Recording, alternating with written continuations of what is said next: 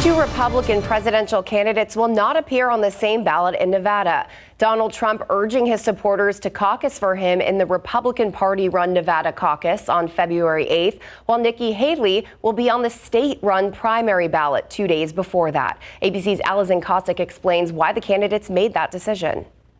After decisive wins in the Iowa caucus and New Hampshire primary, Donald Trump holding a Commit to Caucus event in Las Vegas, Nevada, urging Republicans to support him in the state's February 8th Republican caucus. With the help of everyone here today, we're going to secure a gigantic win in the Nevada caucuses. The event coming one day after a jury in New York City ordered him to pay E. Jean Carroll $83 million in her defamation case against him. Trump has said he will appeal, his supporters seemingly not concerned with his legal troubles. I would vote for Trump again, no matter if he's convicted or not. He's 100% my candidate. The former president taking aim at his Republican competition, former South Carolina Governor Nikki Haley. She can't beat Biden. The polls are showing, the most recent polls, because she doesn't have Republican support. Haley campaigning in her home state Saturday, focusing on the economy. We'll stop the spending, we'll stop the borrowing, I'll eliminate the pet projects and earmarks, and we'll veto any spending bill that doesn't take us back to pre-COVID levels. California Governor Gavin Newsom is also in the Palmetto State this weekend, stumping for President Biden. Newsom telling ABC's John Carl it's clear this election will be a Trump-Biden rematch. We need to lift up the issues, the successes, this extraordinary successes of the last 3 years, the Biden-Harris administration, and then we drive contrast. We have the receipts. We have the best 3-year record of any modern American presidency. Period. Full stop. The president hoping for strong support from Democrats in South Carolina on February 3rd to officially kick off his re-election bid. You're the reason Donald Trump is a loser. And you're the reason we're going to win and beat him again. As the first sanctioned primary contest on the Democratic side, Biden is seeking a boost from his base, especially among black voters. Alison Kosik, ABC News, New York. All right, back here at home. If you're watching, we just love you for sticking with us. We so do. Of course we do. It's a late night, but you know what? It's a beautiful night, too. It really is. We had such a beautiful day. I think after seeing the rain that we saw earlier this week, which we definitely needed, a lot of folks are really excited to see the sunshine drying things out. It was a bit windy, though, especially earlier this morning. In fact, we had peak wind gusts across south central Texas in the range of about 25 to even 35 miles per hour. Here's a look at some of those max gusts across the region. 33 miles per hour. That was our peak here in San Antonio. 32 out west in Del Rio. 25 miles per hour in Kerrville. 33 as well, just up I-35 in New Braunfels. But you can see those winds have really calmed down and subsided late this Saturday night. By the way, that was all behind a cold front that actually pushed through the region last night. You can see where that is right now. Well off to our east, the parent area of low pressure associated with that boundary, sparking widespread rain across the Ohio River Valley near the Great Lakes, and that does stretch over to the mid-Atlantic there as well. But for us here in south central Texas, those calmer winds in place, clear skies as well. So when you combine those two things with the cooler and drier air that's also been ushering into the region, temperatures are going to fall pretty efficiently through the overnight. In fact, we are expecting mid to upper 30s to low 40s on those thermometers by wake up time tomorrow morning, around 39 degrees, that forecast low here in the Alamo City, 37 for places like Bulverde as well as Boerne, 41 in Floresville, 39 in Castroville as well as Devine. So it is going to be a chilly start tomorrow. You'll want the extra layer, but by the afternoon you're not going to need it. And this is why plenty of sunshine is in store along with that drier air, which will help us to warm up pretty efficiently. So by lunchtime, we're already approaching 60 degrees here in San Antonio. A high temperature topping off right around 65. 66 on the south side at Stinson, 64 in Canyon Lake, 65 in New Braunfels, 68 down Highway 90 for places like Hondo, Sabinal, as well as Uvalde. So that's tomorrow, but really looking ahead to at least the first half of the upcoming work week, pretty similar out there in terms of our weather pattern. We're going to continue to dry things out just a little bit. Still some chilly mornings in the low 40s Monday and into Tuesday, mid 40s as we head into the middle of the week time frame. High temperatures topping off enough in the upper 60s, around 67 degrees Monday and into Tuesday. Partly cloudy skies, maybe even approaching that 70-degree mark as we head into Wednesday. So that calmer and quieter weather pattern taking over into the first half of next week, all thanks to this high pressure system that's going to move into the state of Texas. But then we introduce a few rain chances back into the forecast by the second half of next week, and even more so into next weekend. That's thanks to this low pressure system that's going to be moving in from the Pacific and diving down into the desert southwest. So as of right now, still pretty dry out there. Tomorrow, Monday, Tuesday, and even into Wednesday, we'll introduce a very isolated chance, just a 10% potential on Thursday, isolated into Friday, and then a scattered potential 7 days from now. So into the early portions of next weekend, we could see a few more showers and maybe a couple of thunderstorms pop up, something to check back in on in the days ahead as we continue to fine-tune the details. By the way, rain as of today, just for the month of January, 6.72 inches officially here in San Antonio. Most of that falling just this past week. That makes this January of 2024, the second wettest January on record, the wettest month that we have seen since September of 2018. Already seen some drought improvements. We'll talk about that in the next half hour. So great news there. Again, we'll continue to dry things out into the upcoming week, monitoring more rain chances by next weekend. Courtney. It's so bad. Thank you so much, Mia. All right, Mary, I love when there's good news about the Spurs. Such good news tonight. What an exciting game they had tonight. The Spurs stunned the Minnesota Timberwolves to capture back-to-back wins. And it all started with Coyote Batman saving the day. The must-see highlights are coming up right after the break. Plus, the powerhouse Central Catholic boys soccer team dominates its Saturday match for another district win. We'll be right back. The Minnesota Timberwolves are on an upwards trajectory, tied with the best record in the West, boasting size, star power, and experience.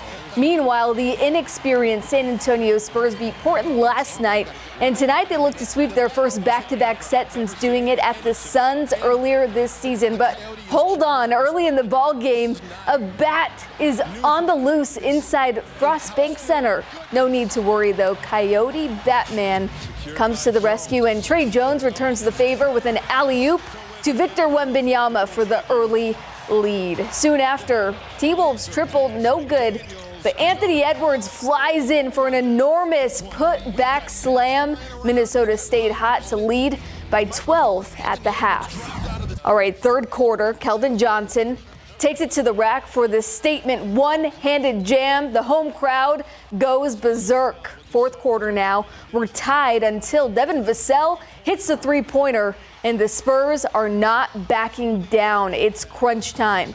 Wembanyama drains one of his 3 triples of the night, but Anthony Edwards has the answer to tie the game at 112. It would come down to this chance. Spurs up 1, and Karl Anthony Towns hits rim, and the Spurs take down the big dogs in the West, 113-112 for their 10th win of the season. Wembanyama recorded a double-double, as did Edwards. Later in the show, we'll hear from the Spurs following the big victory. This afternoon at Bob Benson 66 Stadium, the sun was beaming down for a district showdown. The Central Catholic boys soccer team hosts Houston St. Thomas. In the third minute, J.J. Birch sends the loose ball into the back of the net. The Buttons jump in front early on the scoreboard. Soon after, Birch with a great ball to Capel Esquivel. Cross to Andres Bacho, who taps it in, and Central Catholic wins this one big, 7-1. Hey, Coach, not a bad day. We played fantastic. Yesterday we came out and did what we needed to do. I'm just proud of the young men today. They represent Central Catholic in the community, and they stepped up and played really fantastic today. It was a great day. Show like other schools out there, who we are. We gotta show them what we're here for and what we're pushing for. In Dallas, we had a few setbacks because we weren't there mentally, and it's just little mistakes that you lose the game. So we just need to keep our mentality. Great stuff. All right, let's give a shout out to Matthew Flores of the Legacy Traditional Schools Lee Academy boys basketball team. In a recent outing, Flores hit 2,000 points and 500 steals in his career. Two incredible milestones. Flores is in the process of closing out his senior season with a bang. Speaking of superior basketball talent, the inaugural San Antonio Sports All-Star basketball games are set to tip off in March. Tomorrow is Media Day, where the rosters for all 8 All-Star teams will finally be revealed. We do already know the coaches, though, who were selected. The boys 5A, 6A team black will be at the helm of Reagan boys basketball head coach John Hurst. Hurst telling us how excited he is to coach some of the best ballers in San Antonio. I won't deny, we're looking forward to getting to coach that collection of guys. I promise we won't overcoach them. We're going to let them have some fun. I am thrilled that I get to share it with my staff because they're the best. Again, I'm totally biased, but I don't know of any other program that has better coaching staff than we do. And those guys do so much and unheralded. It's unbelievable. Both those guys are head coaches in waiting. They really are. So for them to be able to be a part of it is special. There'll be some great games. All right, there were some epic top 25 college basketball games today. The Big 12 slate didn't disappoint. We'll show you the highlights later in the show. Love watching those local guys do so well. Yes, right, agreed. Thanks, Mary. We'll be right back.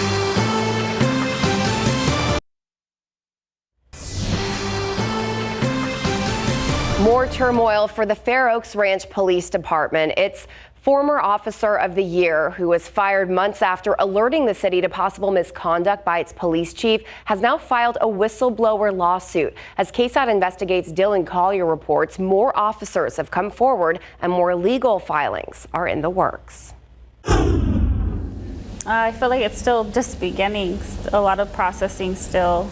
My name's been dragged through the mud, so it's a work in progress. And the next step for ex-Fair Oaks Ranch police officer Lacey Gonzalez is to take her former employer to court. In late July, the 6-year veteran filed this 14-page internal complaint against Chief Tim Mooring, accusing him of intimidation, being physically violent toward officers, and detailing one incident in which she claims she witnessed Mooring give Adderall to a Fair Oaks Ranch police officer and animal control officer during a 2019 off-duty party. The possible acts of misconduct dating as far back as 2017. During a subsequent outside investigation, Mooring and the 2 officers stated the chief did not hand out the prescription stimulant and had instead provided one of them an over-the-counter substance. In a separate allegation listed by Gonzalez accusing Mooring of shoving a lieutenant against a wall while fighting over a mop in 2020, the investigator determined the 2 men were arguing in a friendly way since there was one mop. Quoting the investigator, Chief Mooring was not above cleaning and demonstrated being part of a team. A second officer, Sergeant Paul Zepeda, resigned, then filed his own workplace complaint against Mooring in early August. But after placing Mooring on leave for months, Fair Oaks Ranch reinstated him last fall and terminated Gonzalez. The outside investigator determined the list of allegations against Mooring were unfounded or not sustained. In a video statement posted to YouTube November 20th, Mayor Greg Maxton claimed Gonzalez and Zepeda were untruthful in their statements during the probe, and that their complaints were actually an attempt to distract attention away from themselves and conceal their inappropriate sexual relationship. Gonzalez and Zepeda both told KSAT no sexual relationship between them took place and that the outside inquiry was flawed from the beginning. Based off the questions he was asking and the people who he selectively interviewed, he never gave us a fair shot. So I knew the direction he was heading day one. It was their attempt to try to cover their reputation. Attorney Adam Murray doesn't mince his words when describing Mooring's tenure and says he's now been forced to lay out the chief's past acts in a court filing. Because of his continuing behavior, it's only going to continue to get worse. Murray represents Gonzalez, Zepeda, and a third former Fair Oaks Ranch officer, Evan Downey, who resigned in October after being placed under internal investigation. In 2019, then Lieutenant Mooring was accused of pointing his service weapon at Downey while Downey was engaging in horseplay. I guess he got upset or mad about it and pulled out his gun at me and pointed it towards me. I was afraid to come forward. I was scared. Downey, in the immediate aftermath, denied the incident had taken place. But when questioned by the outside investigator last year, Downey told us he decided to tell the truth. Downey's decision to correct the record caused the department to accuse him of falsifying his original report about it.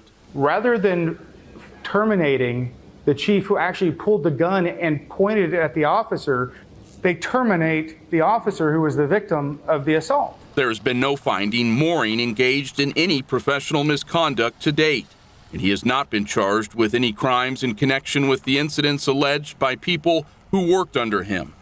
Murray said he's preparing to file a federal lawsuit on behalf of all 3 former officers, claiming their rights to due process were violated when the department had them added to the Brady list in Comal, Kendall, and Bexar counties.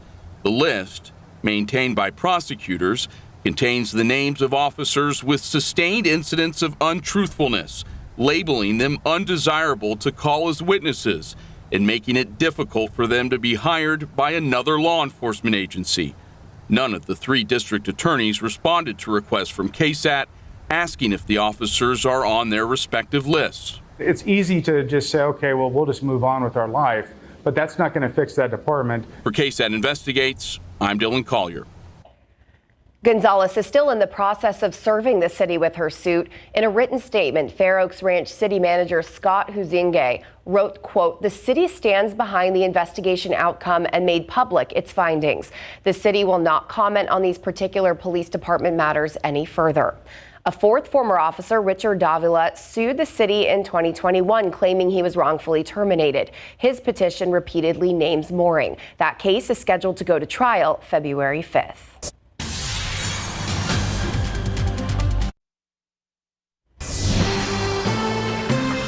A 3-year-old San Antonio boy's life got a little bit easier this week, and it's all thanks to a TMI Episcopal High School senior. As the night team's John Paul Barajas explains, the little boy suffers from skeletal and muscular condition, making it very difficult to get around on his own. But a school assignment and a toy car is giving him the freedom to move.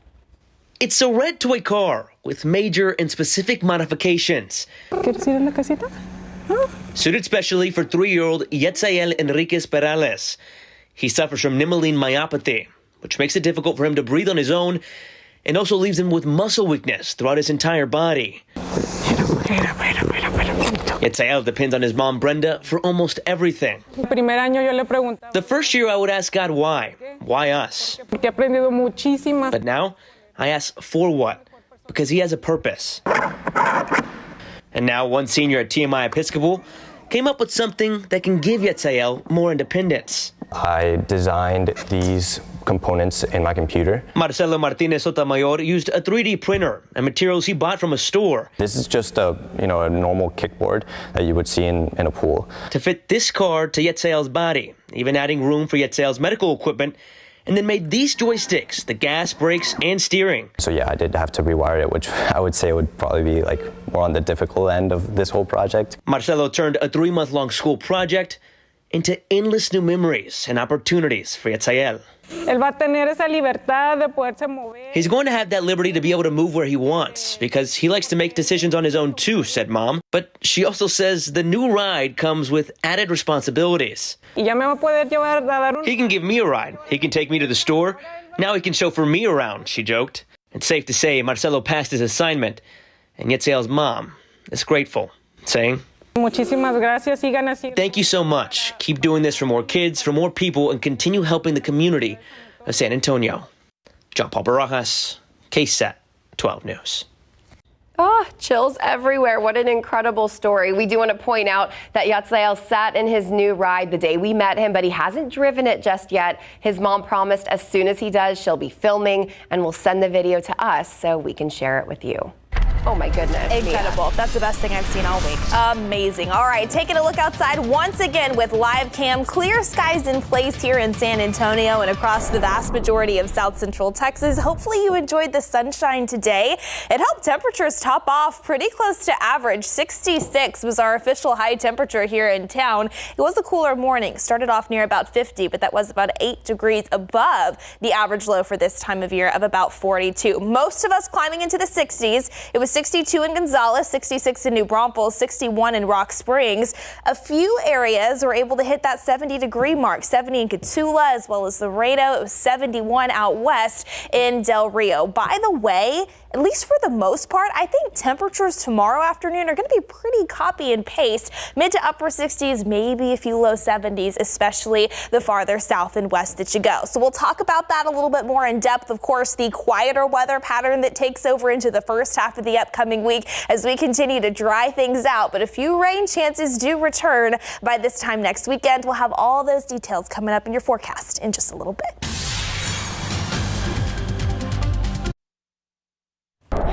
It's late. We're all a little delirious here. We're having some fun. We're having some fun. We've been having fun. If you saw our social media, we've been making fun of all of the great times that we're having this extra hour that we've been waiting around. But you know what? Have to whenever We've been in a good mood though because we got so much rain. The weather's been great. I mean, I feel like we came in very happy. We certainly did. It was so great to see those rainfall totals from earlier this week. We definitely needed them, and yes, helping out the drought situation there as well. But we're going to continue to dry things out here over the next couple of days. Tomorrow, beautiful. It'll be chilly in the mornings, upper 30s, low 40s, but very comfortable as we head into the afternoon hours. Highs in the 60s and more sunshine is in store. So definitely soak it up. Into early next week, still quiet weather with those chilly mornings followed by comfortable afternoons, pleasant and low humidity. So that's going to help too. But by late next week, that's when we're going to monitor for another low pressure system to approach the state of Texas, and a few rain chances do look to return there as well. But let's take a look at temperatures across South Central Texas right now, because again, they are starting to fall thanks to that drier air in place. 48 degrees officially this hour over at SA International. Check out Kerrville though, already at 40. It's 46 in Hondo, 50 off to our southwest in Carrizo Springs, 47 out east in Gonzales. But as we zoom this out and take a look at the bigger picture across the lower 48, below freezing for places like Denver, Omaha, even Oklahoma City, 28 degrees right now, 39 in St. Louis, 37 over in Chicago. By the way, the farther east that you go, that's where we have this area of low pressure, which dragged that cold front through our neck of the woods last night, sparking widespread rain across the Ohio River Valley near the Great Lakes. That does stretch over into the mid-Atlantic there too. Some flood watches in place, Virginia, West Virginia, even the northern portions there of North Carolina. Some winter weather advisories also issued for parts of New England. Nothing like that, nothing even close to that here across South Central Texas. Again, we've got those clear skies. Winds have really calmed from what we saw earlier this morning. And because of that, it is going to be a chilly night and a chilly start to our Sunday. So again, extra layer, bundle up first thing tomorrow morning. 35 in Kerrville, 41 in New Braunfels, 39 in Pleasanton, 37 for places like Hondo as well as Uvalde. We are expecting more sunshine to wrap up the weekend's plans. 59 degrees at noon, 64 by 2 p.m. and a forecast high topping off right around 65 for us here in San Antonio. Maybe a couple of degrees warmer, but still very comfortable into Monday and Tuesday. Right now, highs near about 67 degrees, nearing 70 by the middle of the week, but then we bump those back down into the mid 60s as we start to introduce a bit more cloud cover into the forecast and those isolated chances for rain that become even scattered as we head into the upcoming weekend. So this is why, again, we've got that high pressure system that's going to be moving into Texas by Monday, Tuesday, and into Wednesday, which is why it's just going to be pretty quiet for us here in San Antonio. But at the same time, this area of low pressure is going to be approaching the west coast, moving in from the Pacific. Watch what happens here as we advance this on in time. This is by Thursday, even into Friday. Now it's moving into the desert southwest, looks to spark up more scattered rain for us here in South Central Texas on Saturday in particular, and then starts to work its way farther off to the east. Now, it's still too early to talk exact rainfall totals, what we could see from this system by the time all is said and done, but take a look at the drought monitor that we had that was released even on Thursday. This doesn't include all of the rain that we saw last week. This is from the Sunday through Tuesday morning time frame, but we did see some extreme drought be carved out of Bexar County, some additional improvements across parts of the coastal plains, even near Comal, Guadalupe, and Wilson counties there as well. So definitely looking forward to possibly more improvements with next week's update. We'll continue to dry things out in the meantime and then see if we can't find even a bit more rain as we head into next weekend. We will take it. Thank you so much, Mia. Well, Mary, tomorrow's big games are featuring some local faces. Yes, Texas as a whole is a breeding ground for football talent. San Antonio right here follows suit as two natives of the Alamo City prepare to square off at the NFC Championship. And we showed you the highlights of the Spurs' big win over Minnesota earlier in the show. Now we'll hear from Wemby, Coach Pop, and Keldon Johnson after the break. The San Antonio Spurs pulled off an improbable win over the big dogs in the Western Conference, the Minnesota Timberwolves, 113-112 tonight. And it all started with a bat on the loose. Add that one to the Spurs' storied bat history. Victor Wembanyama finished with an impressive stat line, 23 points, including going 3 of 6 from long range, 10 rebounds, and a pair of blocks and steals. Keldon Johnson brought the energy all over the court, while Devin Vassell led the Silver and Black with 25 points. Now, was this the best win of the year so far for San Antonio? That's the best win we've had. Probably,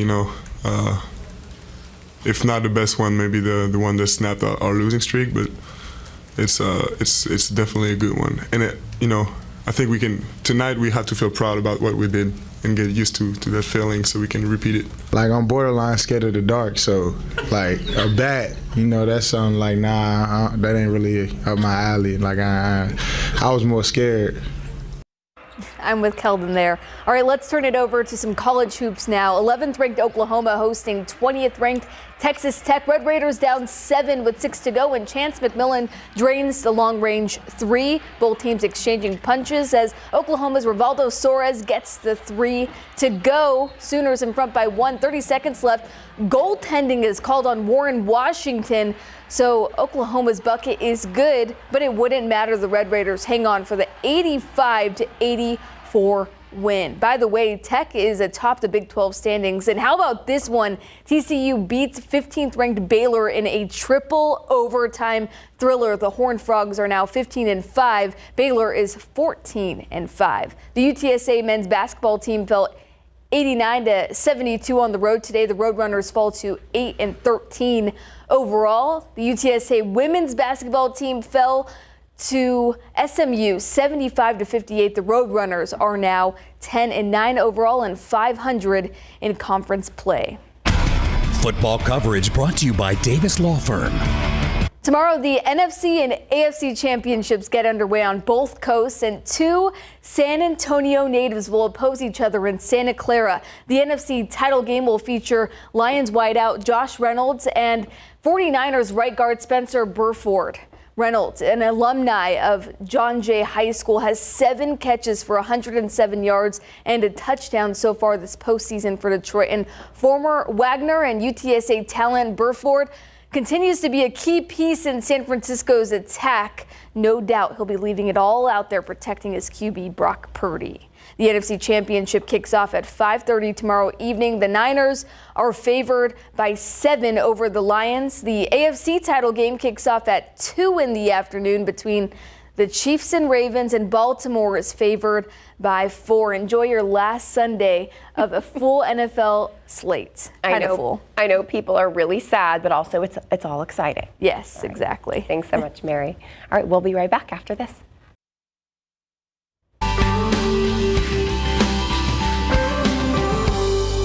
You still have time to save someone's life. KSAT Community wants to get everyone involved during National Blood Donor Month. If you want to schedule your first ever donation, or if this kind of thing is a regular for you, please visit donatebloodtoday.com to schedule it. Thank you so much for joining us, and thank you for staying up so late with us. We really appreciate it, and we hope to see you tomorrow. Have a good night.